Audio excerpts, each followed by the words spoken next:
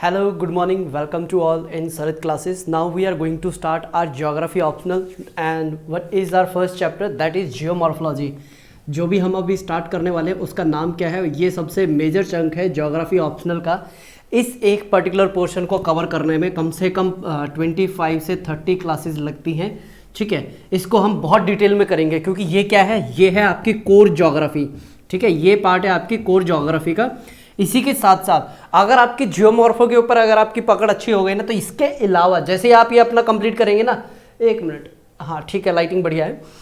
जियोमॉर्फो का जो core subject है, इसके साथ साथ जैसे ही आपकी जियोमॉर्फो कंप्लीट, उसके बाद मैं आपकी स्टार्ट करवाऊंगा ओशनोग्राफी।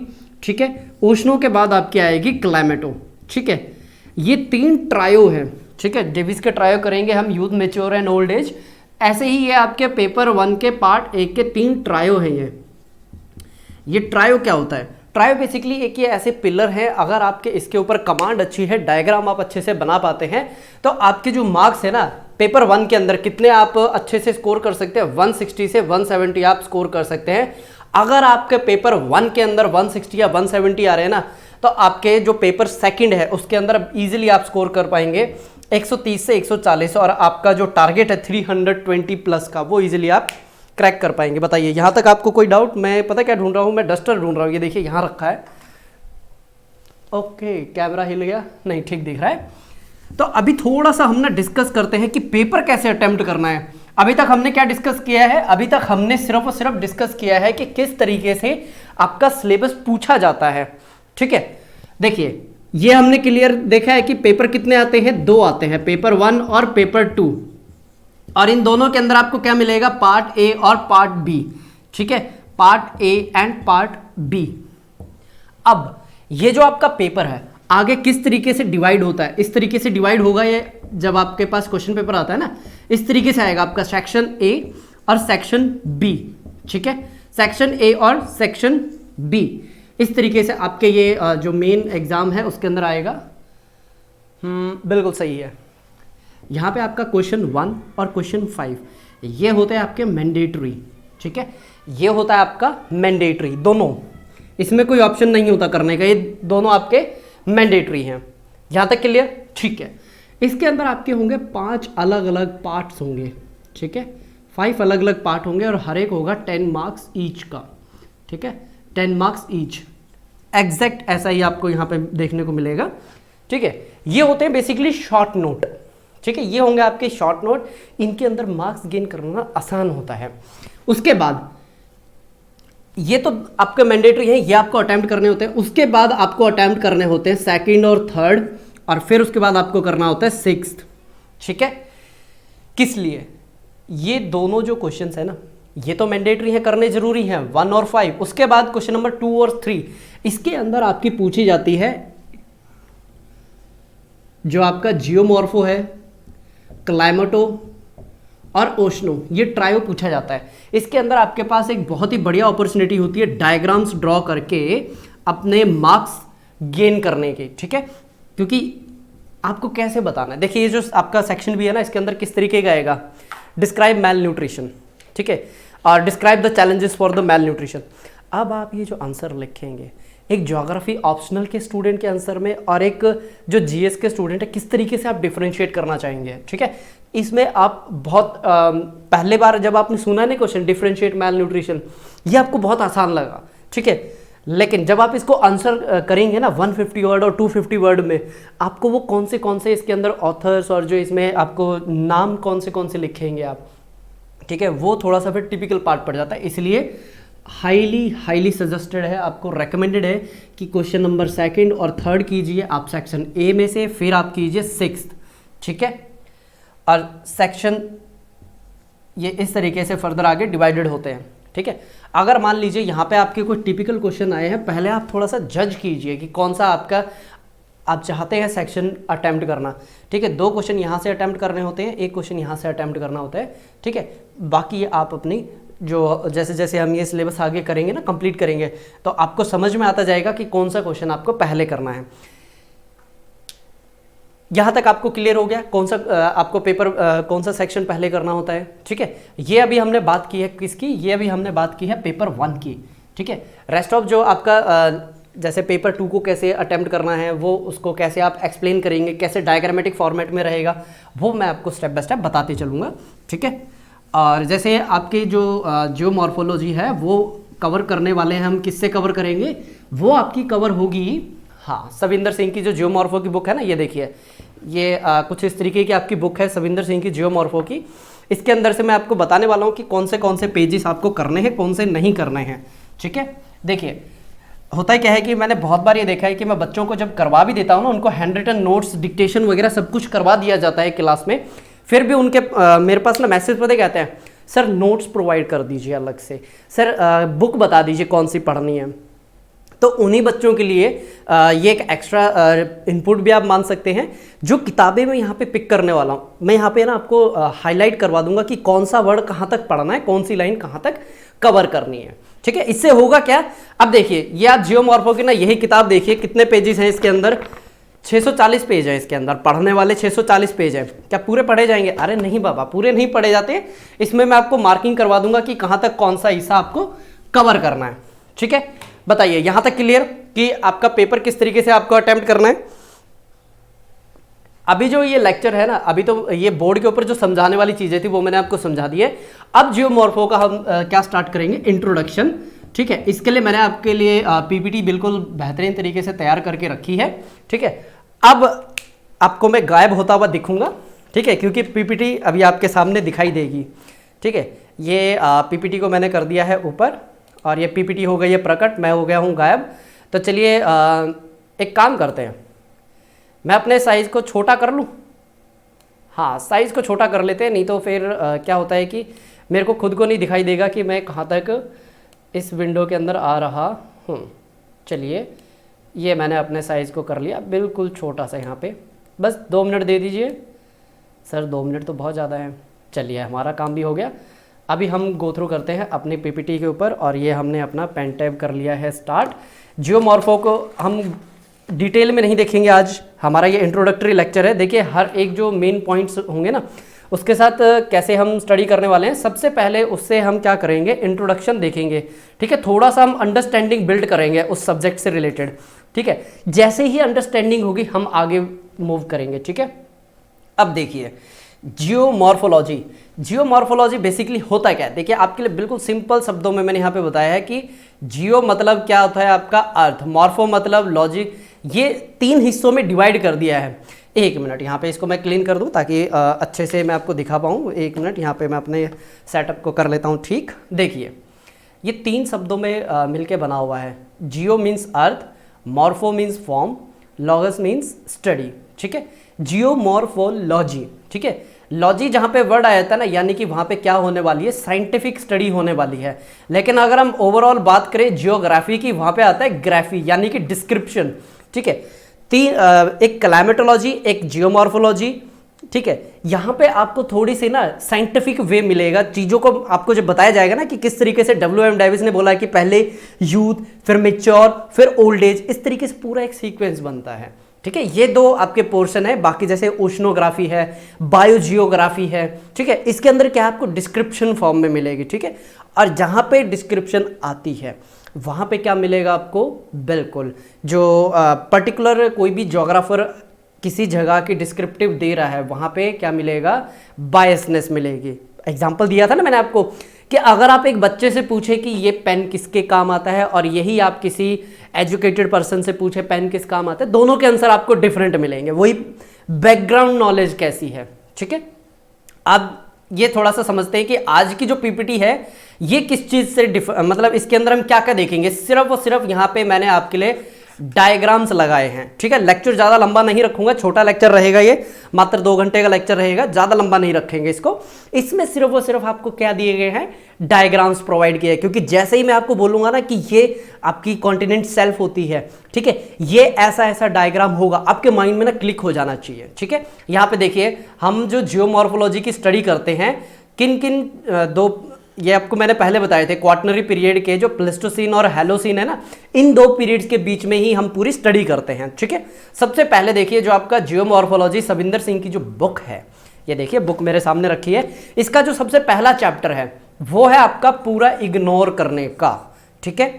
क्योंकि वो जो पहला चैप्टर है, पहला चैप्टर क्या है आपका, समरी का है, ठीक है। और पहले ही चैप्टर में समरी नहीं पढ़ी जाती बच्चों, अगर आप वो पढ़ना स्टार्ट कर देंगे ना, आपको ये लगेगा कि भैया कितनी टफ है, क्योंकि उसमें क्या किया गया, जो अगले 30 चैप्टर उसमें दिए गए हैं, उसके क्या दी गई है, समरी दी गई है। जैसे कि ग्रैंड बेस लेवल, अगर आप उसके अंदर अभी पढ़ेंगे ना, नहीं समझ में आएगा कि भाई ग्रैंड बेस लेवल क्या है। फिर उसके बाद आप डेविस के ट्रायो को पढ़ने की कोशिश करेंगे, वहां पे जो पेज नंबर 3 से 4 के बीच में दिया हुआ है, 6 पे भी वो दिया हुआ है, नहीं समझ में आएगा, ठीक है। तो आपको क्या करना है, अभी के लिए उसको इग्नोर करना है, ठीक है, उसे अभी नहीं पढ़ना है। कौन सी मेन वर्ड्स है वो मैं आपको इसी लेक्चर के अंदर अंडरलाइन करवा दूंगा, हाईलाइट करवा दूंगा, ठीक है। चलिए आगे, तो चलिए नेक्स्ट है हमारा, ये तो हमने जियोमॉर्फोलॉजी को समझा। जियो मीन्स अर्थ, अर्थ के ऊपर कौन सी फॉर्म है, उसके पीछे का रीजन क्या है, जब हम उसकी स्टडी करते हैं, दैट इज कॉल्ड जियोमॉर्फोलॉजी, ठीक है। चलिए ये वापस, हाँ, अब बात आती है कि ये जो जियोमॉर्फोलॉजी है, ठीक है, अभी देखिए हमने क्या बोला है कि ये थोड़ा सा साइंटिफिक सब्जेक्ट है, तो साइंटिफिक सब्जेक्ट में हम क्या थोड़ा सा हम यहाँ पे क्या जानना चाहेंगे, क्रोनोलॉजी, ठीक है, क्रोनोलॉजी जानना चाहेंगे, यानी कि सीक्वेंस जानना चाहेंगे। सीक्वेंस मतलब कि क्या, जब आप ये पढ़ते हैं ना, ब्रिटिशर्स इंडिया में आए थे, फिर आप थोड़ा सा पीछे जाते, ब्रिटिशर से पहले कौन थे, मुगल से पहले कौन थे, उनसे पहले कौन थे, यानी कि हम स्टेप बाय स्टेप क्या करते हैं, पीछे जाते हैं। मॉडर्न से मिडेवल, मिडेवल से अर्ली मिडेवल, अर्ली मिडेवल से आप एंशिएंट, फिर उसके बाद प्रोटो हिस्ट्री, ऐसे आप पीछे जाते जाते हैं। तो ये क्या हुआ, बैकवर्ड सीक्वेंस हुआ। इसी तरीके से जियोमॉर्फोलॉजी को जो आज हम पढ़ते हैं, जो हमारा आज का जो स्वरूप है जियोमॉर्फोलॉजी का, उसका प्रीवियसली कैसा पार्ट था, ठीक है, वो हमें थोड़ा सा समझना है। तो यहां पे देखिए, जो जियोमॉर्फोलॉजी आपकी मान के चलिए 2000 साल पुरानी थी, उसके ऊपर बताइए किसका ज्यादा इन्फ्लुएंस होगा। बिल्कुल सही जवाब दिया आपने, चर्च का उसके ऊपर ज्यादा इन्फ्लुएंस होता था। चर्च यानी कि रिलीजन, ठीक है, रिलीजन यानी कि इंडियन कंटेक्स्ट में जब हम रिलीजन को बोलते हैं धर्म, देखिए ये मैं आपको क्लैरिफाई करता हूं, जब हम चर्च को बोलते हैं रिलीजन और इंडियन कंटेक्स्ट में हम उसको बोलते हैं धर्म, बहुत अलग डिफरेंट, बहुत ही अलग मायने होते हैं उसके, ठीक है।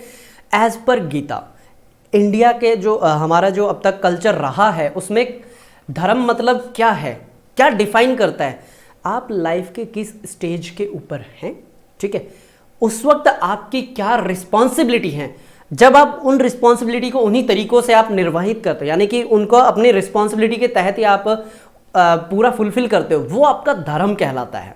ऐसा नहीं कि आप वैष्णव पंथ हैं या शैव पंथ हैं, मतलब कि ये अलग अलग सेक्ट हो जाते हैं, ठीक है। ये धर्म बिल्कुल अलग होता है। इंडियन कंटेक्स्ट में हमारी जो फिलॉसफी रही है उसके अकॉर्डिंग ये बिल्कुल अलग है। लेकिन जब बात करते हैं फॉरेन में, वहां पे जैसे ही चर्च बोला जाता है, वहां पे कैथोलिक और प्रोटेस्टेंट, सिर्फ ये दो टाइप के ही वहां पे क्या मिलते हैं, रिलीजन मिलते हैं, ठीक है। ओके, अभी हमारा ये वर्ल्ड हिस्ट्री का कंटेक्स्ट नहीं है, कभी हम वर्ल्ड हिस्ट्री स्टार्ट करेंगे तो आपको बहुत डिटेल में करवा दूंगा ये मैं, ठीक है, कि किस तरीके से मार्टिन लूथर जो किंग थे, उन्होंने मूवमेंट्स, प्रोटेस्टेंट मूवमेंट स्टार्ट किया था। फिर उसके बाद मार्टिन लूथर जूनियर आते हैं, उन्होंने ब्लैक वर्सेस वाइट की मूवमेंट स्टार्ट की थी। अभी हम फोकस करते हैं सुपरनैचुरल इंटरवेंशन क्या है। देखिए पहले क्या बोला जाता था, जब हम छोटे बच्चे थे ना, औरों की तो मैं क्या बताऊं, मुझे क्या बताया जाता था कि आपने आई थिंक सुना हो या नहीं सुना, एक बार आप जरूर गौर कीजिएगा। जैसे ही 2000 लगने वाली थी, क्या बोला जाने, मेरे उस टाइम में 5 साल के आसपास का था, तो मेरे को पता क्या बताया जाता था, धरती पलटने वाली है। और ये बात है जब 1999 दिसंबर की बात है ये, ठीक है, 31 दिसंबर बोला ये गया था कि अभी आप सो रहे हो ना, सुबह जब उठोगे दुनिया बिल्कुल अलग मिलेगी। और हुआ क्या, सबको सब पता है। ऐसे ही दिसंबर 2012, इसके ऊपर तो बहुत बेहतरीन मूवी भी बना रखी है। दिसंबर 2012 के लिए भी यही बोला था कि भाई इसके बाद दुनिया खत्म हो जाएगी, क्योंकि जो माया कैलेंडर है, माया कैलेंडर, उसमें क्या दिखाया गया था कि 2012 आखिरी साल है। फिर बाद में पता चला अरे नहीं नहीं नहीं नहीं, अभी से तो हमारे पास 5000 साल का और एक कैलेंडर हमें मिल गया है, चिंता मत कीजिए, ठीक है। तो ये क्या होते हैं, ट्रिक्स होती हैं, ठीक है, लोगों को अपने वश में करने की। वश में करने की मतलब यहाँ पे एक वर्ड में यहाँ पे लिखने वाला हूँ, पावर। देखिए इस एक पीपीटी को समझने के लिए, सिर्फ एक स्लाइड को समझने के लिए बहुत सारे कंसेप्ट आपके क्लियर होने चाहिए, ठीक है। मैं ऐसा नहीं करना चाहता कि बस ये सुपर नेचुरल पावर क्या होता है, डेविल सिला और गॉड खुश हुए तो बारिश हुई, डेविल नाराज हुआ तो भूकंप आ गया। अरे ये तो आप यहाँ पे लिखा हुआ पढ़ लेंगे, लेकिन इनके पीछे का मीनिंग क्या है वो मैं आपको समझाना चाहता हूँ। देखिए, पावर, आपकी जो पूरी सोसाइटी है, ठीक है, आपकी जो पूरी सोसाइटी है किसके ऊपर टिकी हुई है? सिर्फ एक वर्ड के ऊपर टिकी हुई है, पावर। अगर किसी एक इंडिविजुअल के पास, किसी एक पर्टिकुलर ग्रुप के पास ये आ जाती है पावर, वो क्या कोशिश करता है? ये पावर उससे नहीं जानी चाहिए, ये पावर उससे छूटनी नहीं चाहिए। ये मेन फोकस रहता है इंडिविजुअल का। ऐसा ही अगर आप यहाँ पे देखें, जब इलेक्शंस होते हैं, जब इलेक्शंस कंडक्ट करवाए जाते हैं, कितनी पार्टियां पार्टिसिपेट करती हैं? 12 से ज़्यादा। ये तो मैं बहुत मिनिमम नंबर ले रहा हूँ, नेशनल लेवल के ऊपर मैं बात कर रहा हूँ। 12 पार्टियां पार्टिसिपेट करती हैं, तो इसमें से सक्सेस रेट देखिए कितना। एक ही पार्टी को तो सरकार बनाने का मौका मिलता है, लेकिन ये इतना ज़्यादा पैसा, इतनी ज़्यादा एनर्जी, इतने ज़्यादा एफर्ट किस चीज़ के लिए लगाए जाते हैं? ताकि पावर आ सके हाथ में, ठीक है। और फिर इसी पावर का फर्दर यूज किया जाता है उसी सोसाइटी को कंट्रोल करने के लिए। यानी कि जिस सोसाइटी से पावर मिली उसी सोसाइटी को हमने क्या किया? कंट्रोल किया। इसके साथ एक और कंसेप्ट आता है, एक मैजिक नंबर 150। मेरे पेड स्टूडेंट बिल्कुल एकदम मुस्कुराहट के साथ समझ गए कि ये 150 मैजिक नंबर क्या है। ये मैं आपको नेक्स्ट लेक्चर के अंदर बताऊंगा। ये मैजिक नंबर 150 क्या है? हम आज 700 करोड़ पहुंचे हैं, ये कैसे बन पाए? चिंपैंजी आज तक बोलते हैं ना, उनका जो मैक्सिमम ग्रुप मिलता है 80, 85, इससे ज़्यादा का नहीं मिलता। जैसे ही वो बड़े होते हैं टूट जाते हैं, ठीक है। लेकिन इंसान ही ऐसे हैं जो 700 करोड़ की जनसंख्या को क्रॉस कर पाए हैं। एक बार मैं देख लेता हूँ क्या मैं कैमरे में प्रॉपरली आ रहा हूँ। हाँ बिल्कुल, कैमरे में प्रॉपरली हूँ मैं। तो अब देखिए, उस टाइम कोई भी साइंटिफिक नॉलेज नहीं थी। मैं 2500 ईयर के पहले की बात कर रहा हूँ, इंडिया के कंटेक्स्ट में नहीं, जहाँ पे ये हमारी जो ज्योग्राफी जो हम यहाँ से पिक कर रहे हैं ना, यानी कि हम वेस्टर्न साइड से बात कर रहे हैं, यानी कि जो वेस्टर्न कॉन्टिनेंट है ना, वहाँ की बात कर रहे हैं। वहाँ पे क्या है कि सबसे ज़्यादा क्या थे? मिथ से। ये आप देख रहे हैं, ये अर्थ अंदर से ऐसी दिखती है, ठीक है, ये उनका मानना था, ठीक है। ये उनका मानना था कि अर्थ के अंदर क्या है? डेविल। ये वाला जो साइन है ना, ये डेविल का साइन होता है एज पर वेस्टर्न फिलॉसफी, ठीक है। और यहीं पे दिखा, ये देखिए, volcano and earthquake are cause by angry, यानी कि जैसे ही भगवान या फिर शैतान गुस्सा होता है क्या होंगे? वॉल्केनो। लेकिन जैसे जैसे हमारी स्टडी, सोच विकसित होती गई, हमने क्या पाया? यहाँ पे अलग से प्लेट टेक्टोनिक थ्योरी बनाई गई, ठीक है। किस तरीके से आपकी प्लेट से आगे मूव करती जा रही है। समझ में आ गया कि किस तरीके से ये थ्योरी क्यों दी गई थी? क्योंकि एक जो चर्च है वो चाहता था कि पावर उसके हाथ में रहे, और जिसमें वो कामयाब भी रहा। 1000 साल से ज़्यादा क्या रही? मोनोपोली रही। और उसी को क्या बोला जाता है? Dark age of European culture. Dark age of European culture बोला जाता है, क्योंकि उस टाइम कोई भी रिटर्न एविडेंस नहीं मिलता कि सोसाइटी कैसी थी, क्या क्या वहाँ पे मेजर इंसिडेंट हुए। पूरा एक छत्र कंट्रोल था किसकी? चर्च के, ठीक है। और चर्च ने नहीं चाहा कि पावर उसके हाथ से रिलीज हो, ठीक है। आगे चलते हैं। अब देखिए, अलग अलग थ्योरी दी गई थी कि जो हमारे सामने, ये मान के चलिए, जो अर्थ ये जो हम देख रहे हैं आज के ज़माने में, यानी जो हमें अभी जो अर्थ के ऊपर इतनी, ये मान लीजिए आपकी अर्थ है, यहाँ पे आपको पहाड़ भी मिल रहे हैं, इस तरीके से आपकी नदियाँ भी जा रही हैं, ये एक पहाड़ हो गया, ये अलग अलग यहाँ पे वेजिटेशन मिल रही है। इसके पीछे का रीज़न क्या है? ये अगर आप देखेंगे ना, ये जो पिक्चर लगाई गई है बाइबल से लगाई गई है, जिसमें जो जीसस क्राइस्ट थे एज पर बाइबल, वो मैं आपको बता रहा हूँ। जो जीसस क्राइस्ट है, उन्होंने क्या बोला कि 40 दिन तक इतनी ज़्यादा बारिश होगी कि यहाँ पे जितने भी वेजिटेशन है, एनिमल्स है, सारे बह के चले जाएंगे। ये वही डिपेक्ट कर रहा है, ठीक है। और उसमें जीसस क्राइस्ट ने क्या किया? उस 40 दिन की बरसात के टाइम में अपने जितने भी नियर बाय ऐसे स्पीसीज थे, उनको क्या किया? इस जहाज के अंदर ऑन बोर्ड किया और उनको सुरक्षित रखा। जैसे ही बारिश खत्म हुई, उन्होंने क्या किया? दोबारा से जीवन को स्टार्ट किया वहाँ पे। ये है क्रिएशनिज्म, ठीक है। क्रिएशनिज्म को आप दूसरे तरीके से क्या देख सकते हैं? यहाँ पे सब कुछ सडन की बात की जाती है, ठीक है। सब कुछ सडन बोला जाता है, यानी कि मतलब क्या है इसका?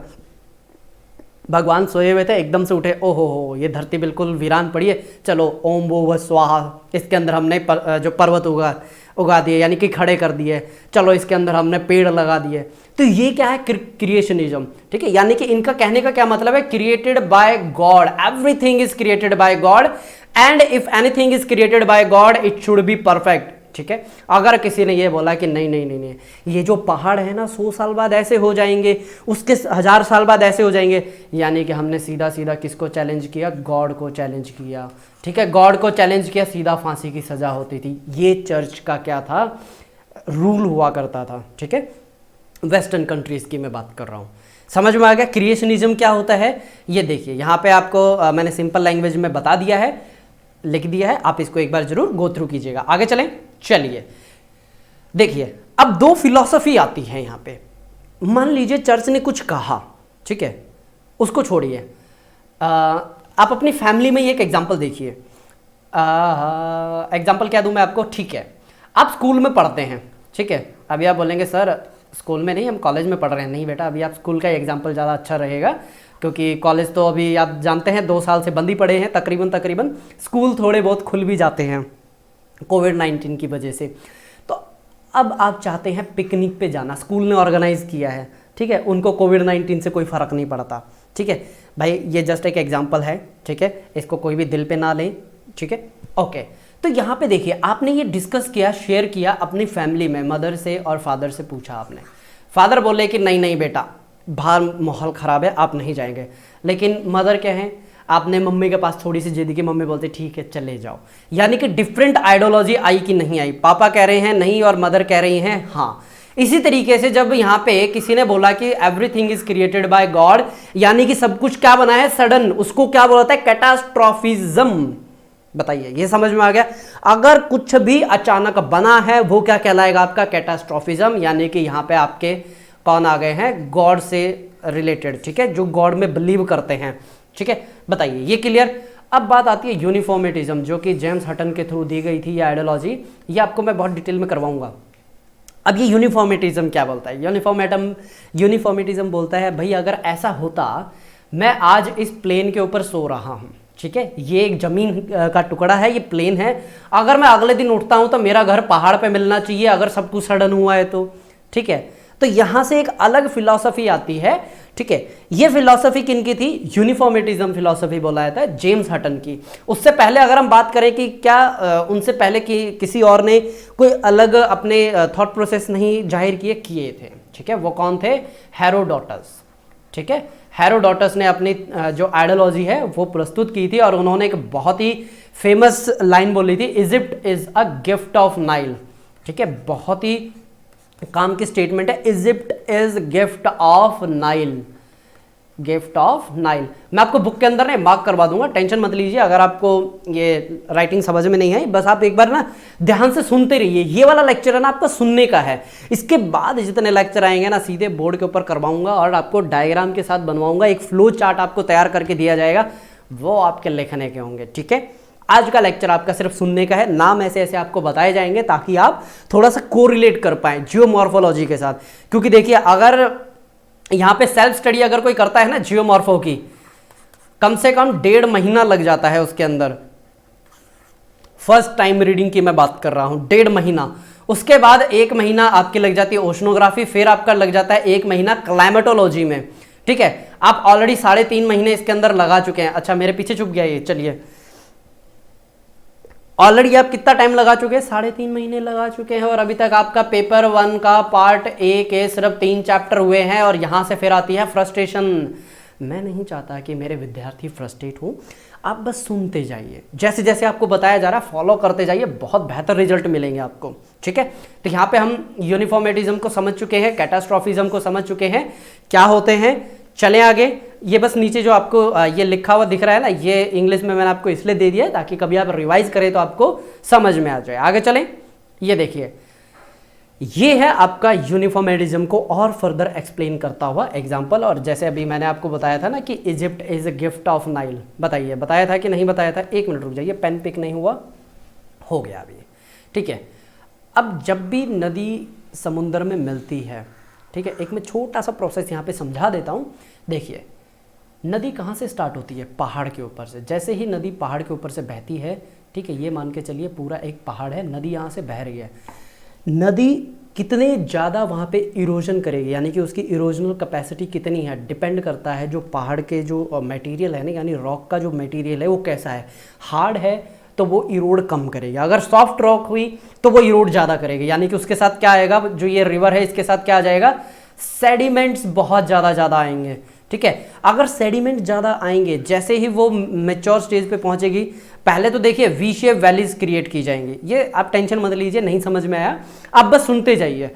जब नदी क्या है आपकी मैच्योर है, ठीक है, यूथफुल स्टेज में है, ठीक है, यूथफुल में तो उसने बना दिया वी शेप। जैसे ही नदी आपकी आएगी मैच्योर के अंदर, मैच्योर में वो बनाएगी यू शेप वैली। डायग्राम के साथ पूरा समझेंगे हम, ठीक है।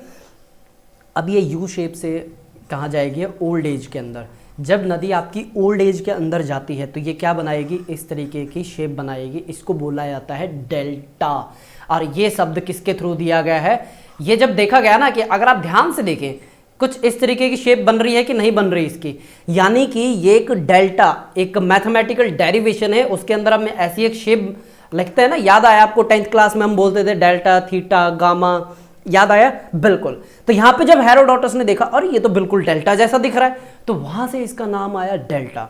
ठीक है, जो भी स्ट्रक्चर बनती है ओल्ड एज के अंदर तो वो कैसी बनती है, इस तरीके से। जो नदी है उसके पास इरोजनल कैपेसिटी तो बचती नहीं है, तो वो डिपॉजिट करती जाएगी जो भी उसके पास क्या आए हैं, सेडिमेंट आए हैं। तो ये देखिए कैसी शेप बन गई है इसकी, डेल्टा की शेप बनी कि नहीं बनी, बहुत बढ़िया। चले आगे। अब देखिए ये जो थे भाई साहब, इन्होंने क्या बोला, अपनी एक बिल्कुल ही डिफरेंट ही फिलॉसफी दी है। इन्होंने क्या बोला कि जो आपकी सेडिमेंट्री और जो इग्नियस रॉक है, ठीक है, उन्होंने क्या किया है, जैसे उसके ऊपर से पानी गया है, ठीक है, वो सेडिमेंट्स में टूट के अलग हुए हैं। ठीक है, उन्होंने स्टेप बाय स्टेप क्या किया है, डिपॉजिट करते गए और धीरे धीरे हुआ क्या, देखिए जैसे ही 1 मिनट रुक जाइए, ये भी थ्योरी समझा देंगे आपको। यहाँ पे एक छोटा सा मैं एग्जाम्पल देना चाहूँगा। ये आप कंटेनर लीजिए, इसके अंदर आप पूरे में पानी भर के रखिए। ये आप इस तरीके से क्या रखिए, आप पूरे में पानी भर के रखिए। अब आपको क्या करना है, इस पर्टिकुलर इस जगह पे हो ना, आपको मिट्टी डालते जाना है, डालते जाना है, डालते जाना है। तो होगा क्या, यहाँ से ना पानी पीछे जाता जाएगा, क्योंकि उस एरिया को रिक्लेम कौन कर रहा है, मिट्टी रिक्लेम करती जा रही है, जो भी आप सेडिमेंट उसमें डाल रहे हैं। ठीक है, बिल्कुल इसी से मिलती जुलती। जैसे देखिए यहाँ पे क्या बोला गया है कि जो आपकी नदी है वो पीछे हटती गई है। ठीक है, एक्चुअली इन्होंने नहीं बोला था, ये जो हमारी नेक्स्ट थ्योरी है ना, इसने बोला है कि आपके श्रिंकिंग अर्थ थ्योरी में कि जैसे जैसे डिपॉजिट वहां पे जमते गए, जो आपके ओशियंस है वो पीछे पीछे हटते गए। ठीक है, ये आपकी सिंपल से क्या है, श्रिंकिंग अर्थ थ्योरी। कोई काम की नहीं है, बस एक पूरा फ्लो बनता है। ये आपकी एंशिएंट, जब हम पास्ट का करते हैं ना, एग्जाम में नहीं पूछा जाता, ये एग्जाम में पूछा नहीं जाता। ये मैं आपको सिर्फ इसलिए बता रहा हूँ कि कभी आप इनसे गूगल पे सर्च करें या आपको सामने दिखें तो आप एकदम कंफ्यूज ना हो कि हैं क्या ये। ठीक है, चलिए आगे।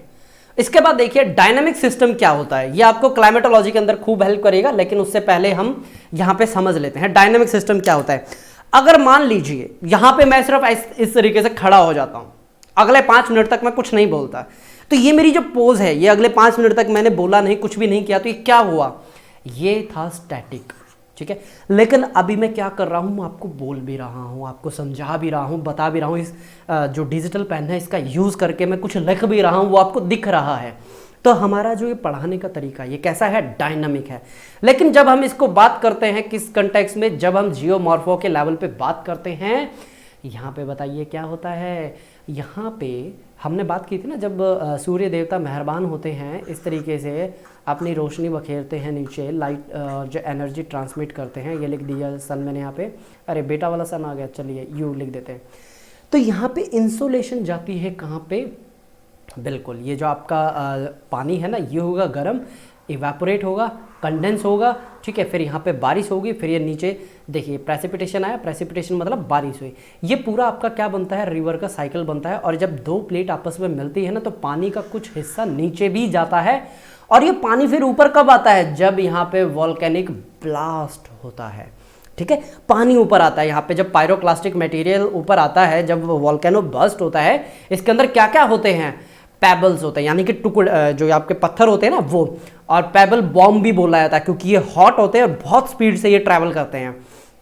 और फिर इसके अंदर डस्ट तो होगी, बिना डस्ट के कैसे काम चलेगा, क्योंकि डस्ट जैसे ही ऊपर आती है तो बहुत ज़्यादा डस्ट, फिर उसके बाद इसके अंदर लावा और इसके अंदर बहुत बढ़िया वाटर के मॉलिक्यूल्स भी होते हैं।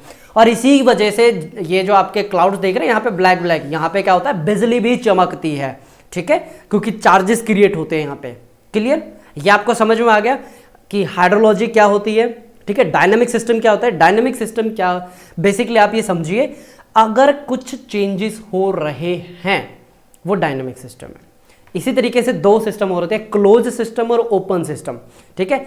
जो आपकी डेविस की थ्योरी है वो आपका बिल्कुल परफेक्ट एग्जांपल है क्लोज सिस्टम का। चलिए आगे, ये देखिए, ये आपके अर्थ के इंटीरियर, ओके, इसको थोड़ा सा ध्यान से देखिए आप कि किस तरीके से आपकी एस्टिनोस्फीयर और अर्थ अंदर से दिखती है। अब मैंने कई बार बोला है कि कन्वेक्शनल करंट, ठीक है, कन्वेक्शनल करंट मैंने कई बार बोला है।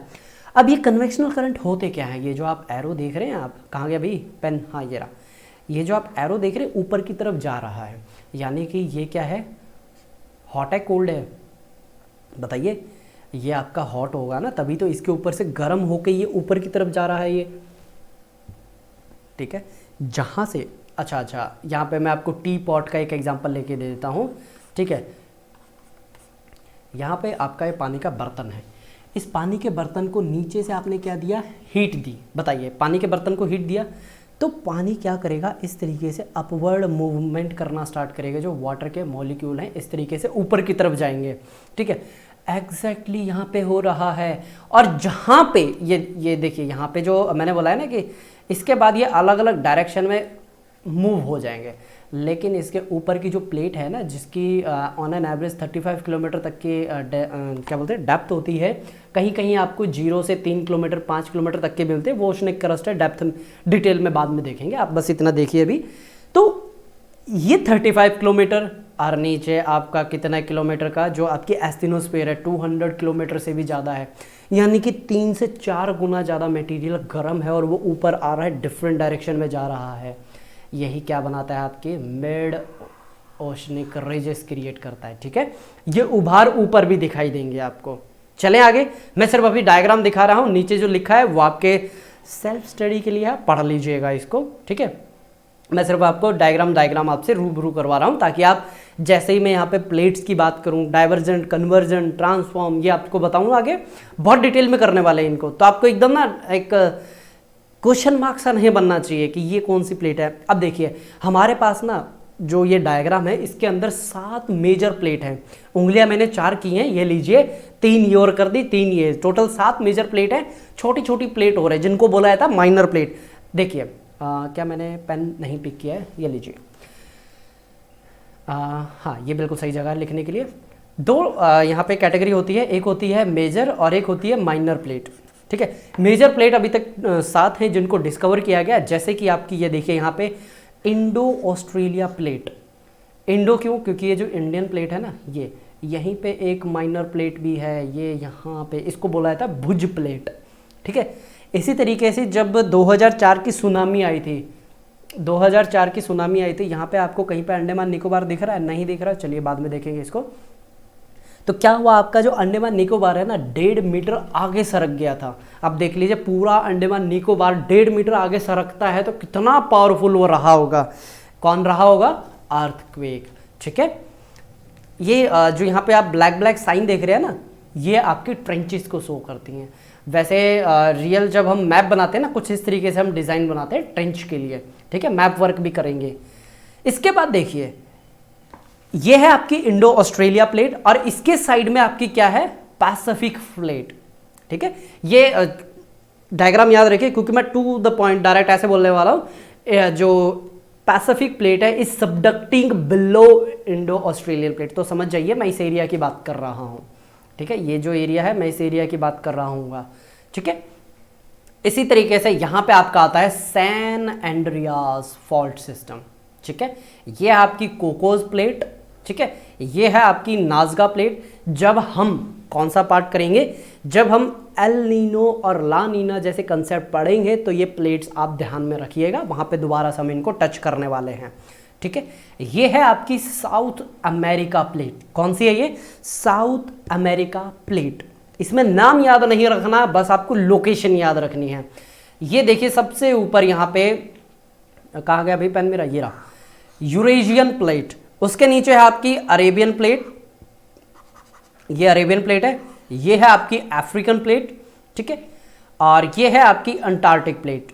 तो इस तरीके से आपका जो पूरा वर्ल्ड है ना डिवाइड है प्लेट्स के साथ, ठीक है। अब ये जो प्लेट है ना मूव कर रही है, ये क्या कर रही है? जैसे हमारी ये कार है ना, कार के नीचे ये टायर है, ये मूव करती है, इसी तरीके से प्लेट भी आपकी मूव कर रही है। लेकिन इनमें 3 तरीके की मूवमेंट हो सकती हैं। ये देखिए, ये एक प्लेट है और ये एक प्लेट है। अगर ये इस डायरेक्शन में जा रही है और ये इस डायरेक्शन में जा रही है, तो बताइए ये कौन सी डायरेक्शन है? कन्वर्जेंट या डाइवर्जेंट? हिंदी में बताता हूं, ये होती है आपकी हेड ऑन कोलिजन, इसको बोला जाता है कन्वर्ज होना, ठीक है। ये हो गया आपकी कन्वर्जेंट। अगर ये दोनों डिफरेंट डायरेक्शन में जा रही हैं, यानी कि डाइवर्ज, अलग अलग दिशा में जा रही है, तो ये कौन सी है आपकी? Divergent plate. और यहां पे जो बाउंड्री होगी ना उसको बोला जाएगा डाइवर्जेंट प्लेट बाउंड्री। बताइए, ये 2 पॉइंट आपके क्लियर हुए? ये 2 मैंने आपको क्लियर कर दिए हैं कि अगर सेम डायरेक्शन में आके कोलाइड हो रही है, मान लीजिए ये आपका एक मार्कर है और ये रेड कलर का मार्कर है, अगर ये दोनों एक ही तरफ ऐसे मूव करते जाएंगे ना, ये है डाइवर्जेंट प्लेट बाउंड्री, ठीक है। इसमें हो सकता है एक प्लेट मूव कर रही है, दूसरी नहीं कर रही हो, और ये भी हो सकता है दोनों मूव कर रही हो, ठीक है। तो ये हो गया आपका डाइवर्जेंट प्लेट, सॉरी ये हो गया आपका कन्वर्जन प्लेट, ठीक है। इसमें आपका जो हिमालयन माउंटेन है बहुत बेस्ट एग्जाम्पल है, ठीक है, क्योंकि हिमालयन जो आपकी इंडियन प्लेट है ना, वो आपकी कंसिस्टेंटली मूव करती जा रही है किसके नीचे? यूरेशियन प्लेट के नीचे, ठीक है। और ये आपके जो हिमालयज हैं और ऊपर ऊपर राइज होते जा रहे हैं। ये क्लियर? डाइवर्जेंट का मतलब ये देखिए, दोनों जो टिप हैं दोनों अलग अलग डायरेक्शन में जा रहे हैं ना, दोनों अलग अलग डायरेक्शन में जा रहे हैं ना, यानी कि आपकी जो मिड ओशनिक रिज है, ठीक है, मिड ओशनिक रिज, वो आपके डाइवर्जेंट प्लेट बाउंड्री बनाती है। क्लियर हो गया यहां तक? चलिए अब बात आती है ट्रांसफॉर्म प्लेट बाउंड्री की। फिर दोबारा ये मार्कर आपका जा रहा है कैमरे की डायरेक्शन में, और ये वाला मार्कर जा रहा है किस तरफ? बोर्ड की डायरेक्शन में। तो अब बताइए, क्या इसमें प्लेट छोटी होंगी या बड़ी होंगी या कोई फर्क नहीं पड़ेगा? अब ये देखिए, अगर ये दोनों एक ही डायरेक्शन में जाके मिल रही हैं तो ऑब्वियस सी बात है प्लेट एक नीचे जाएगी, एक ऊपर जाएगी, और जो ओवरऑल लेंथ है वो कम होगी कन्वर्जेंट प्लेट बाउंड्री में। डाइवर्जेंट प्लेट बाउंड्री में क्या होगी? साइज बढ़ता है। और जो ट्रांसफॉर्म प्लेट बाउंड्री है उसमें ना तो साइज बढ़ेगा और ना ही कम होगा। क्यों? एक उस तरफ जा रहा है और एक इस तरफ जा रहा है। सैन एंड्रियास फॉल्ट, ये देखिए यहाँ पे, ये आपको बना हुआ दिख रहा है, ये यहाँ पे सैन एंड्रियास फॉल्ट, ये आपकी ट्रांसफॉर्म प्लेट बाउंड्री है, ठीक है। इसके ऊपर एक मूवी भी बनी हुई है हॉलीवुड की। क्या आपको देखनी है? मैं सजेस्ट नहीं करता, क्योंकि अभी हमारे पास वक्त कम है, हमारा पूरा फोकस होना चाहिए स्टडी के ऊपर, ठीक है। चले आगे, बहुत बढ़िया। अब आगे आता है आपका टेक्टोनिक सिस्टम क्या होता है। देखिए, अगर मैं इस सिस्टम को अभी यहां पे समझाऊंगा तो बहुत ज्यादा वक्त लग जाएगा, बस आप सिंपल सा समझिए। टेक्टोनिक का मतलब क्या होता है? एक ये प्लेट है, ठीक है, एक ये प्लेट है, कौन सी, थोड़ा सा बेहतर बनाते हैं इसको, एक ये प्लेट है और एक ये प्लेट है। अब इसमें से कौन सी प्लेट ऊपर जाएगी और कौन सी प्लेट ऊपर रहेगी, यानी कि कौन सी नीचे जाएगी कौन सी ऊपर रहेगी, कैसे डिपेंड होता है? इनकी डेंसिटी के ऊपर, ठीक है। जैसे अगर आप देखेंगे जो ओशनिक प्लेट है वो सबसे ज़्यादा डेंसिएस्ट होती है, ठीक है, सबसे ज़्यादा डेंसिएस्ट होती है। हाँ, उसमें मैंने ये नहीं बताया कि कन्वर्जन प्लेट बाउंड्री कितने टाइप की होगी, कि कॉन्टिनेंट कॉन्टिनेंट होगी, ओशनिक ओशनिक होगी या ओशनिक कॉन्टिनेंट, ये हम डिटेल में करेंगे जब वो टॉपिक हम करेंगे। ये जस्ट आपका इंट्रोडक्टरी पार्ट है, ठीक है, यहाँ तक क्लियर। अब टेक्टोनिक सिस्टम का मतलब क्या है? अब ये जो पूरी प्लेट है, कुछ हिस्सा उसका नीचे जाएगा, ठीक है, कुछ हिस्सा उसका आसपास से ट्रैवल भी कर रहा होगा। ये देख रहे हैं आप, ये जो यहाँ पे डायग्राम मैंने आपके लिए लगाया है, यहाँ पे क्या हो रहा है, कुछ हिस्सा एक दूसरे अलग डायरेक्शन में भी जा रहा है। और यहाँ पे अगर आप देखेंगे कि कुछ हिस्सा नीचे कन्वर्ज भी हो रहा है, मतलब नीचे सबडक्ट भी हो रहा है, लेकिन यहाँ पे वर्ड गलत बोलना हो जाएगा सबडक्ट, क्योंकि हर बार सबडक्शन नहीं होता है, ठीक है। देखिए, सबडक्शन वर्ड गलत क्यों होगा यहाँ पे वो समझिए। जब भी सबडक्शन वर्ड बोला जाता है यानी कि वहाँ पे वॉल्केनिक एक्टिविटी मिलेंगी, लेकिन ऐसा हर जगह नहीं होता। क्योंकि आपके जो हिमालयंस हैं उसमें भी एक प्लेट ऊपर जा रही है, एक प्लेट नीचे जा रही है, लेकिन उसमें सबडक्शन वर्ड यूज़ नहीं होता क्योंकि वॉल्केनो नहीं मिलते। और ये क्लासिक क्वेश्चन पूछा गया था, why Himalayan mountain doesn't have volcano. ठीक है, ये और डिटेल में देखेंगे। चलें आगे। अरे ये तो जस्ट इंट्रोडक्शन बोलते हैं, ये तो पिक्चर है। अब बात आती है कि कंट्रोलिंग फैक्टर कौन से होते हैं जियोमॉर्फोलॉजी के लिए। सबसे पहला आपका पानी, नहीं पानी से पहले जमीन ले लेते हैं। आपके जो टेक्टोनिक फैक्टर हैं, ठीक है, या तो फोल्ड होगा, फॉल्ट होगा, ठीक है, ये नीचे अलग अलग तरीके दिखाए हुए हैं कि क्या आपकी जो पर्टिकुलर जो प्लेट है उसका कोई ब्लॉक ऊपर की तरफ जाएगा, नीचे की तरफ जाएगा। ठीक है, ये हो गया आपका टेक्टोनिक फैक्टर।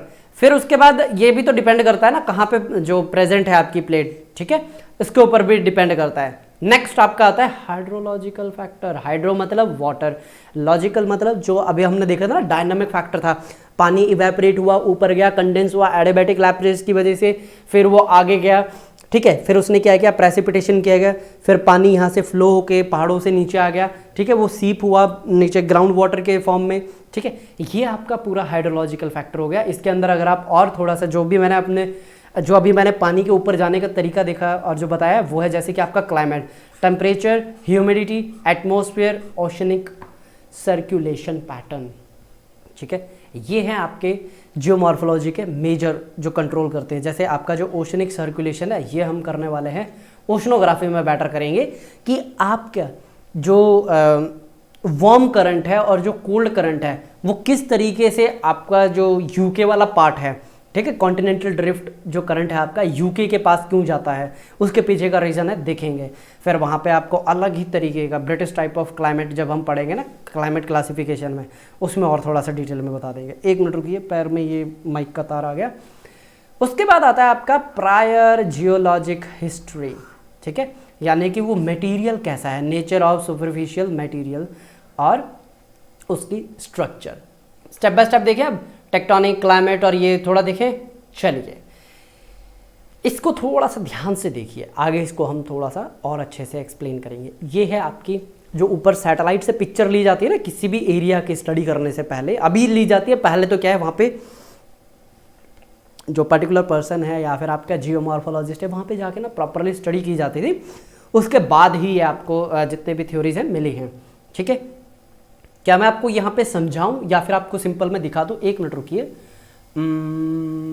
ठीक है, मैं आपको ना सिर्फ यहाँ पे अभी दिखाते जाता हूँ अगले 15 मिनट में, क्योंकि अभी मैंने चेक किया ऑलरेडी ना 45 मिनट का लेक्चर हो चुका है, 43 के मिनट्स के आसपास। तो मैं आपको ना जो पिक्चर्स है वो दिखाते जाता हूँ और थोड़ा थोड़ा एक्सप्लेन करते जाता हूँ। देखिए यहाँ पे क्या मैंने पेन पिक किया? नहीं किया, चलिए पेन पिक कर लेता हूँ। ये जो आप अलग अलग यहाँ पे पिक्चर्स देख रहे हैं ना, ये क्या शो कर रहा है, यहाँ पे ना ये जो ओशनिक प्लेट है नीचे जा रही है, किसके? कॉन्टिनेंट प्लेट के नीचे, क्योंकि वो भारी है। तो इसकी वजह से क्या है, ये ना आपके माउंटेन की रेंज है ये पूरी अलग से। ठीक है, और फिर ये डिफरेंट अलग अलग फॉर्म के यहाँ पे आपको माउंटेन रेंजेस ये देख रहे हैं आगे तक बनी हुई है। और ये जो ब्लू देख रहे हैं आप, ये आपका ये आपका पानी है ये। और ये वर्ल्ड के कौन से हिस्से से लिया गया है? ये आपका आता है जो रेड सी तो नहीं है, पर्शियन गल्फ के पास से ये पिक्चर को इलैबोरेट किया है, एनलार्ज किया है। ठीक है, आगे देखिए, अभी हमने देखा था ना कि किस तरीके से आपकी प्लेट या तो आगे जाएगी, पीछे जाएगी, ठीक है, फॉल्टिंग होगी, फोल्डिंग होगी। ये जो आप पीछे आपने एग्जांपल देखा ना, ये फोल्डिंग का एग्जांपल है। यानी कि ये मान के चलिए ये मेरा हाथ है, आगे से क्या है, कोई प्रेस करेगा। अब ये मेरी उंगलियों की तरफ देखते जाइए, क्या होती जा रही है, ये फोल्ड होती जा रही है। ठीक है, अगर कोई बैक्टीरिया देखेगा ना उसके लिए तो माउंट एवरेस्ट से भी ज़्यादा ऊंचाई हो जाएगी। ठीक है, लेकिन ये तो मेरा हाथ है। अगर जब हम यहाँ पे लैंड के ऊपर देखते हैं तो आपको ये जो ऊंचे स्ट्रक्चर दिखते हैं ना, ये उसका एग्जाम्पल। चले आगे, ये जो मैंने बताया था ना कि आपकी जो नदियाँ हैं किस तरीके से वी शेप वैली बनाएंगी। ठीक है, वर्टिकल इरोजन होगा, ठीक है, या फिर आपका ये हॉरिजॉन्टल इरोजन होगा, यानी कि यू शेप वैली बनेगी। या आप एक बार थोड़ा सा देखिएगा इंसाइज्ड मेंडर्स क्या होते हैं। ठीक है, ये मैं आपको करवाऊंगा आगे। फोल्डिंग, फॉल्टिंग, फिर उसके बाद आपका आता है क्रस्टल फीचर। इसके अंदर पता क्या गया है, ये आपकी थर्मल इमेजिंग ले गई है कि किस तरीके से समुद्र के नीचे अलग अलग आपको क्या मिलती हैं, स्ट्रक्चर मिलती हैं। ठीक है, ये देख रहे हैं किस तरीके से अलग अलग आपके स्ट्रक्चर्स हैं। ये हम डिटेल में देखेंगे कि ये कौन से स्ट्रक्चर है, और हाँ बनानी भी है आपको ये स्ट्रक्चर। ठीक है, चलिए मैं थोड़ा सा यहाँ पे आपको मैप वर्क करवा दूँ। चलिए यहाँ पे लगे हाथ आपको मैप वर्क भी करवा देता हूँ। कहाँ गया भाई पेन मेरा, ये रहा पेन। ये है आपकी, बताइए कौन सी श्रृंखला है ये, एंडीज। ये श्रृंखला यहाँ पे क्यों मिलती है, क्योंकि ये आपकी है ओशनिक प्लेट और ये आपकी कॉन्टिनेंट प्लेट आपस में क्या कर रही है, कोलाइड कर रही हैं और फोल्ड होके ऊपर बन रही हैं। एग्जैक्टली आपको यहाँ पे देखिए ये देखने को मिल रहा है, इसके पीछे का भी वही रीज़न है।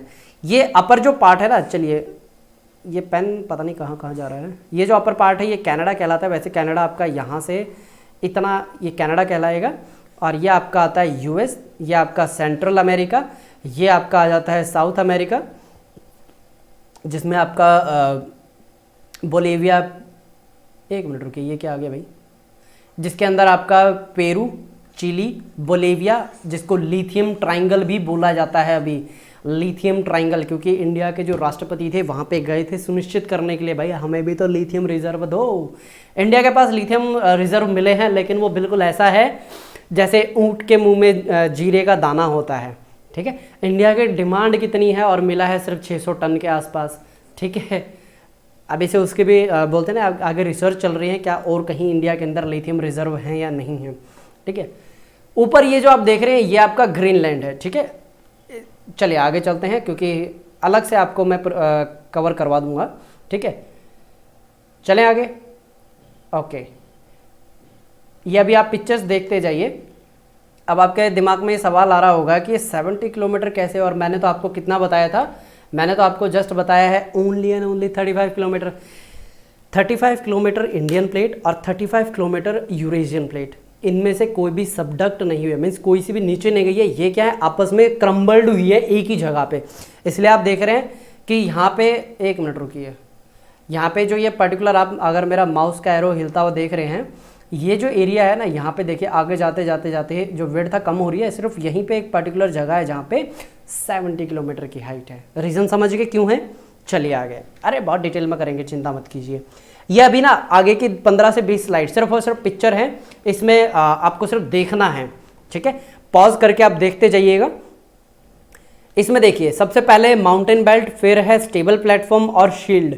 इसको हम अलग अलग पिक्चर्स के फॉर्मेट में देखने जा रहे हैं। अब जैसे माउंटेन बेल्ट है, ये जो आप देख रहे हैं ये आपकी माउंटेन बेल्ट है। ठीक है, चलिए ये इस तरीके से आपके माउंटेन दिखते हैं फोल्ड होने के बाद। देखिए कितना ज़बरदस्त नज़ारा है ना, एकदम ब्लैक कलर का।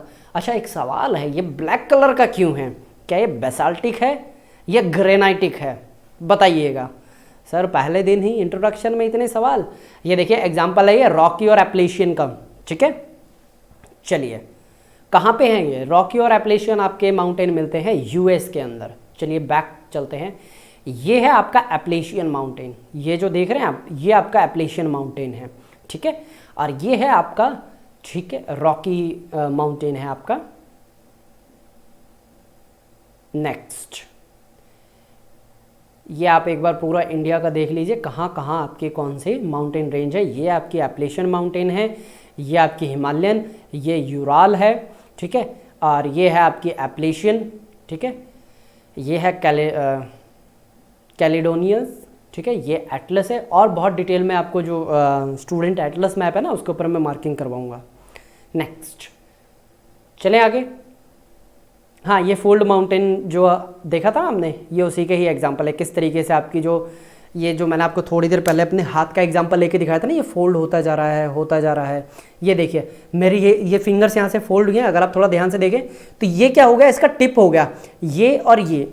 अगर आप यहाँ पे इस डायग्राम के अंदर थोड़ा सा फोकस करें तो ये देखिए, ये जो अभी मेरी फिंगर की टिप देखी थी वो ये था, और जो लोअर पार्ट था ना वो ये वाला हिस्सा है। ठीक है, यही आपकी क्या बनती है, फोल्डिंग माउंटेन। चलें आगे।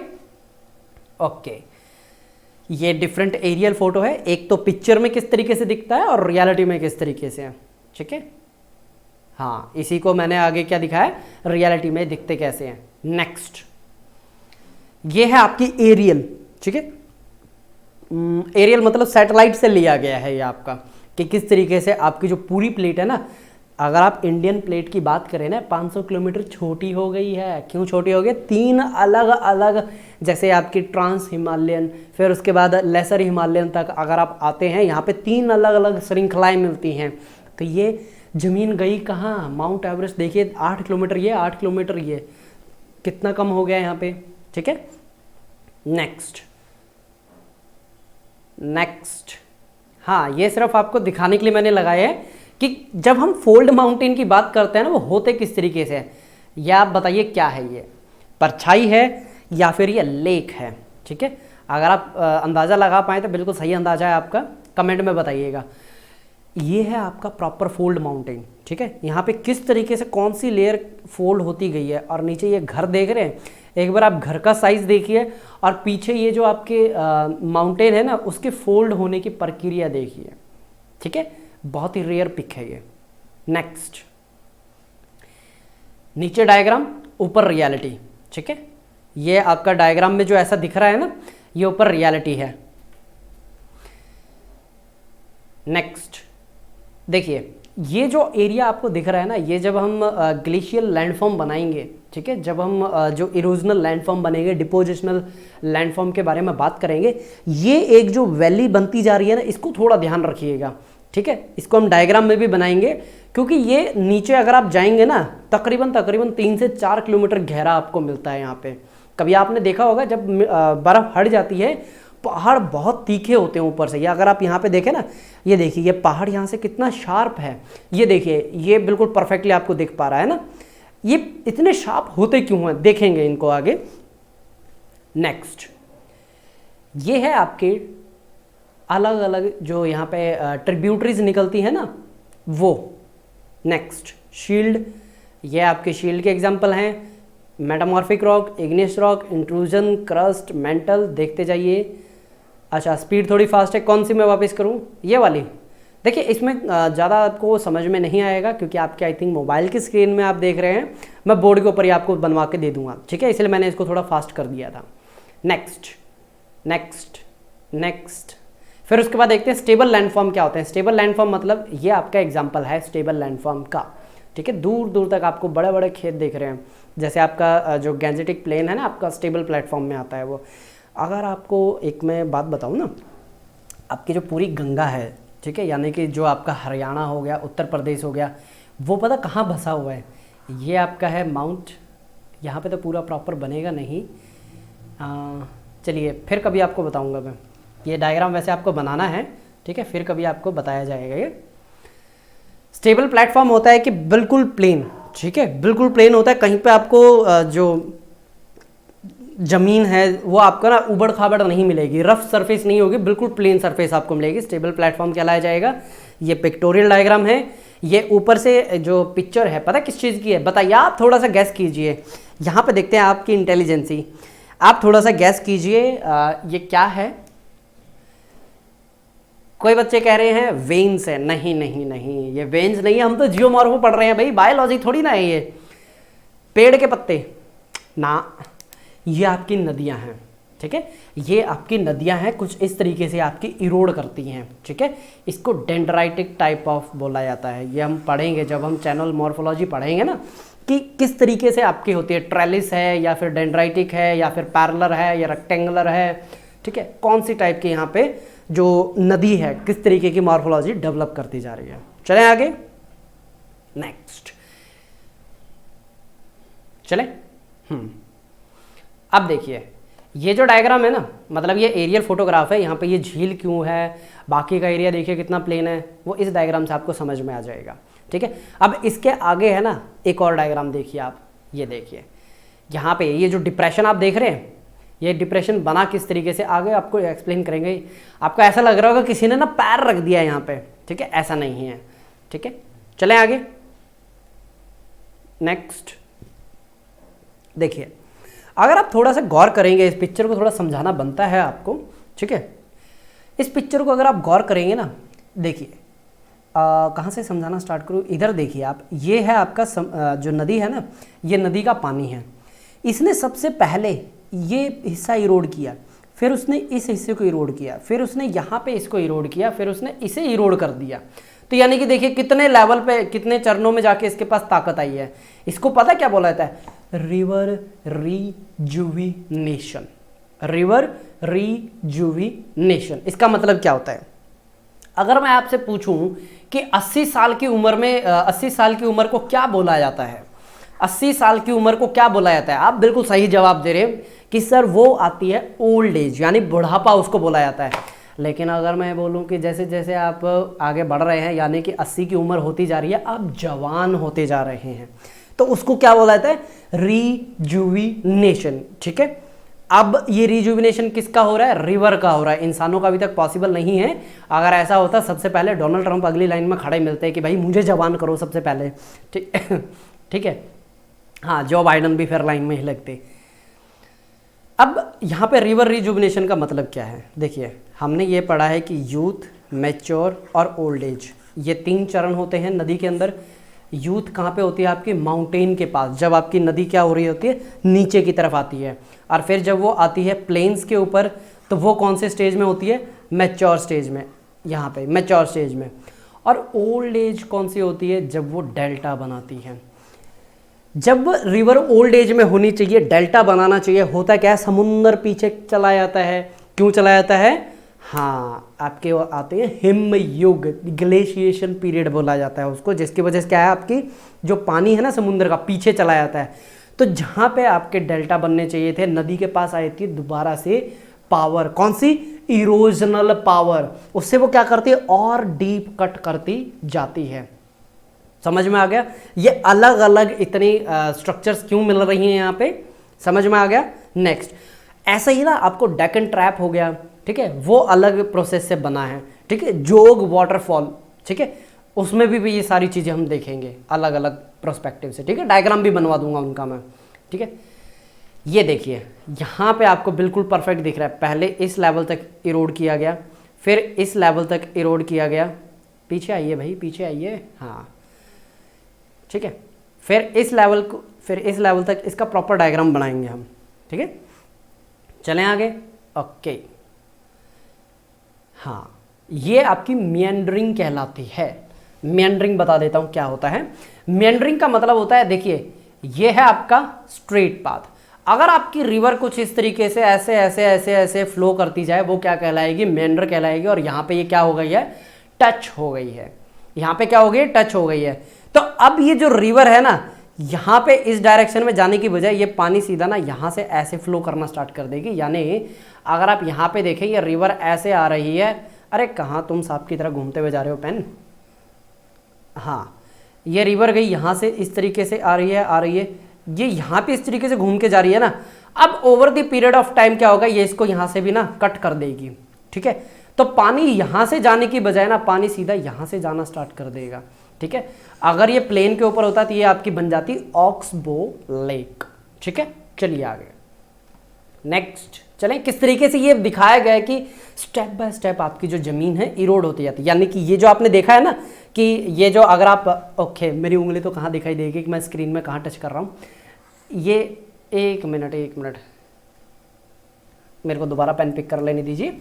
ये जो आप पार्ट देख रहे हैं कि किस तरीके से ये वाला पार्ट प्लेन की बजाय एकदम उबड़ खाबड़, यानी रफ सरफेस आपको दिख रही है। अब ये रफ सरफेस ये आती कहाँ से है ये? ठीक है, होती कैसे ये देख लीजिए आप।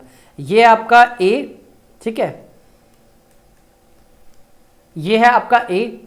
यहाँ से धीरे धीरे इसने इरोड करना स्टार्ट किया, यानी कि डिग्रेड होना स्टार्ट हुआ है। ठीक है, वैसे डिग्रेड तो ऑर्गेनिक मटेरियल के लिए होता है, ज़मीन तो डिग्रेड नहीं होती है। ठीक है, ज़मीन या तो इरोड होगी, ठीक है, या तो वेदर्ड होगी। नेक्स्ट, ये अलग अलग फिर आपके स्ट्रक्चर बनते हैं। ठीक है, रीज़न क्या है उनके पीछे हम देखेंगे कि यहाँ पे जो एयर इरोजन है, यानी कि जो हवा है, विंड इरोजन बुलाया जाता है इसको, वो किस तरीके से प्रोमिनेंट होती है। आपके रेगिस्तान जो वाले इलाके हैं ना, वहाँ पे एयर इरोजन, मशरूम टाइप की रॉक आपको देखने को मिलेगी। फिर ये आपको प्लेट्यू, मीशा, बट ये कहाँ पे मिलेंगे आपको। ठीक है, चले ओके। ये जो आपने डायग्राम देखा ना, ये उसकी एक्चुअल पिक्चर है। ठीक है, ये आपको मोस्ट प्रोबेबली हमेशा यही देखा गया है कि आपके जो ड्राई कंडीशन है ना वहीं पे मिलेगी। और एलसी किंग ने इसकी स्टडी करके क्या बोला है कि ऐसी स्ट्रक्चर हर जगह मिलेगी। मेरी थ्योरी ये बोलती है, जो कि सरासर गलत थी, लेकिन क्या करें, पढ़ना पड़ता है गलत थ्योरी को भी। ठीक ठीक है। होस्ट और ग्रेबन क्या होता है, इसको सिंपल डायग्राम के थ्रू आप समझिए। होस्ट और ग्रेबन क्या होता है, ठीक है। अरे भाई ये पूरा जियोमॉर्फो खत्म नहीं करवा रहा, जियोमॉर्फो का इंट्रोडक्शन है। अब आप देखिए जियोमॉर्फो का इंट्रोडक्शन इतना हैवी है, मुझे पता है कुछ बच्चे यहाँ तक पहुँचे ही नहीं है इस लेक्चर में, ठीक है। जियोमॉर्फो का इंट्रोडक्शन इतना हैवी है तो आपके लेक्चर्स कितने बढ़िया होंगे, ठीक है। ये तो जस्ट एक बोलते ना कि ट्रेलर था, पिक्चर अभी बाकी है, टीजर बोलते ना आई थिंक आज के डेट में, नए नए वर्ड। अब होगा क्या, यहाँ पे देखिए कुछ हिस्सा ना नीचे की तरफ मूव कर जाएगा, ठीक है। कुछ हिस्सा नीचे की तरफ मूव कर जाएगा और कुछ हिस्सा ऊपर की तरफ मूव कर जाएगा। या तो जमीन छोटी होगी या बड़ी होगी, डायग्राम जब अलग से हम यहाँ पे बोर्ड के ऊपर बनवाएंगे ना तब आपको और बेहतर समझ में आएगा। तो इसकी वजह से होगा क्या, ये कुछ इस तरीके का आपका बनता हुआ दिखाई देगा। अब कौन सा हिस्सा नीचे गया, कौन सा हिस्सा ऊपर गया है, तो इस तरीके से हम उसको डिफ्रेंशिएट करते हैं, ऐसे मार्किंग करके कि ये हिस्सा नीचे गया और ये हिस्सा ऊपर गया। और ऐसे सिनेरियो में होता क्या है, ये जो आसपास का जो पानी होता है ना ऊपर आ जाता है और यहाँ पे फिर आपको क्या मिलते हैं, झीलें देखने को मिलती हैं। यही आपका क्या होता है, होस्ट और ग्रेबन। ये मैंने बहुत ऊपर ऊपर से बता दिया है, डेप्थ में देखते हैं। ये है आपका एक्सटेंशन, ठीक है। ये है आपका हॉट मेंटल, ये आपका कूलर मेंटल, फिर है आपकी क्रिस्टल। ये डायग्राम याद रखिएगा, एक्सप्लेन अभी नहीं कर रहा हूँ मैं क्योंकि लेक्चर थोड़ा सा लंबा हो गया, इतना लंबा मैंने सोचा नहीं था।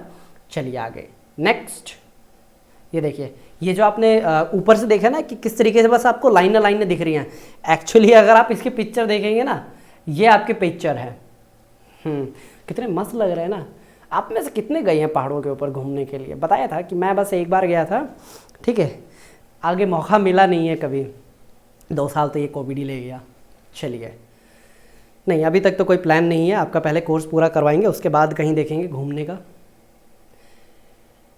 अब ये जो आपने पहाड़ देखा है ऊपर से, देखिए ये तो आपने एरियल पिक्चर देख ली, ये आपने ग्राउंड पिक्चर देख लिया। अभी इंटरनल पार्ट कैसा है वो ये देखिए। अब आप एक चीज़ गौर कर रहे हैं, ये वाला पार्ट कुछ ज़्यादा ऊंचा है एज़ कम्पेयर टू ये वाले जो दूसरे पार्ट्स है। क्यों, ये है आपका टफ रॉक का बना हुआ, ठीक है। ये टफ रॉक का है इसलिए जल्दी से इरोड नहीं हुआ। ये देख रहे हैं आप नीचे, ये वाला जो हिस्सा है ना, ये वाला, इसको डिपिक्ट किया जा रहा है यहाँ पे नीचे। मैं जानबूझ के पेन पिक नहीं कर रहा हूँ क्योंकि अभी पेन अगर मैंने पिक किया तो थोड़ा वक्त ज़्यादा लग जाएगा, ठीक है। ये आप थोड़ा सा इसको ध्यान से देखिएगा, ग्रेनाइटिक रॉक है, ठीक है, क्योंकि ये टफेस्ट रॉक मानी जाती है। नेक्स्ट,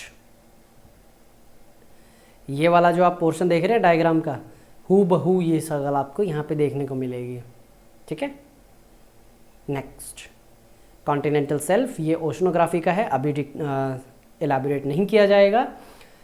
देख लीजिए डायग्राम्स को ध्यान से क्योंकि इसके बाद हम करेंगे अपने बहुत ही इन डेप्थ स्टडी। यहाँ पे होता है हमारा लेक्चर ख़त्म। और बताइए याद है कि नहीं आपको, लेक्चर में मैंने बोला था ट्रिप 4R ध्यान रखना, आपने पढ़ लिया। बस इनको ज़्यादा वक्त नहीं लगेगा, 5 मिनट लगेगा। इसको थोड़ा सा आप जो LMS है ना उसके ऊपर जाके देख लीजिएगा। PPT मैं देखता हूँ, अगर वहाँ पे लग पाई तो वहाँ पे लगा दूंगा, ठीक है। अदरवाइज मैं वहाँ पे PDF जरूर लगा दूंगा इसका, ठीक है, ताकि आप इस PDF को अच्छे से देख पाएँ, ठीक है। अब इससे तो बहुत कुछ पेंडिंग है, ना तो मैंने स्ट्रैबो के बारे में बताया, ना मैंने एरिस्टोटल के बारे में बताया, ना मैंने जेम्स हटन के बारे में बताया, ना मैंने आपको जॉन प्लेफेयर के बारे में बताया, ठीक है। वो सारा आपका जियोमॉर्फो की जो बुक है ना उसके अंदर मैं आपको मार्किंग करवा दूंगा उसकी, ठीक है, ताकि आपका भी और मेरा भी टाइम बच जाए। 4R रीड, रिपीट, रिवाइज और सुबह उठते ही रिकॉल जरूर कर लेना कि कौन सी स्ट्रक्चर कैसे हमने कवर की थी। तो चलिए यहाँ पे हमारा लेक्चर होता है ख़त्म। मैं आपसे लेता हूँ विदा और मेरी तरफ से सबको नमस्कार। मिलते हैं अगले लेक्चर के अंदर। Thank you. हाँ लेक्चर कर दूँ बंद, चलिए कर दिया।